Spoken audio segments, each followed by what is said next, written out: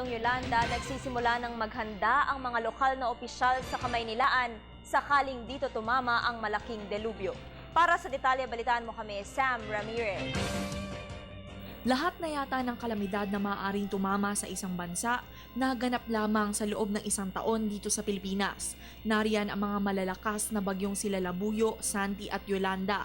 Noong nakaraang buwan lamang naganap naman ang isang 7.2 magnitude na lindol sa Bohol. Isang buwan bago pa niyan, naganap din ang bakbakan sa Zamboanga na tumagal din ng halos 3 linggo. Libo-libo ang nasawi at bilyon-bilyon ang halaga ng pinsala.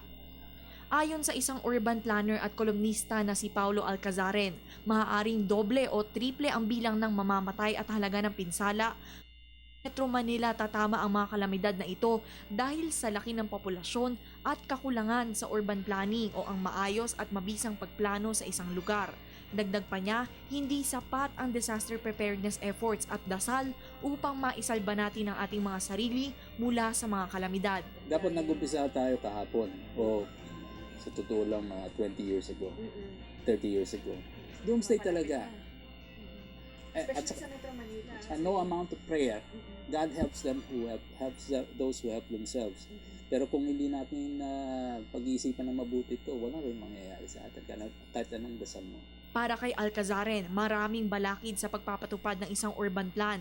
Pangunahing problema ang lumulobong populasyon at kakaunting resources o pondo. So yung factors para sa isang physical planner, para may plano ng tama yung lungsod o yung region o yung buong Pilipinas, physical planning, ang hirap pag-isipan at paghahandaan dahil nga yung population at pagganon, yung lakas ng bagyo pagganon. Pero yung pondo at resources natin pagganon lang. Hindi natin mapipigilan ang bagyo. Hindi natin masasabi kung kailan magaganap at kung gaano kalakas ang isang lindol.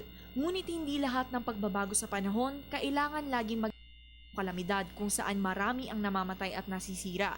Maaaring mabawasan o makontrol ang mga epekto nito sa pamamagitan ng paghahanda, mitigation interventions, adaptation o pamumuhay na naaayon sa pagbabago ng panahon at iba pa. Nag-uulat para sa Telebisyon ng Bayan, Sam Ramirez.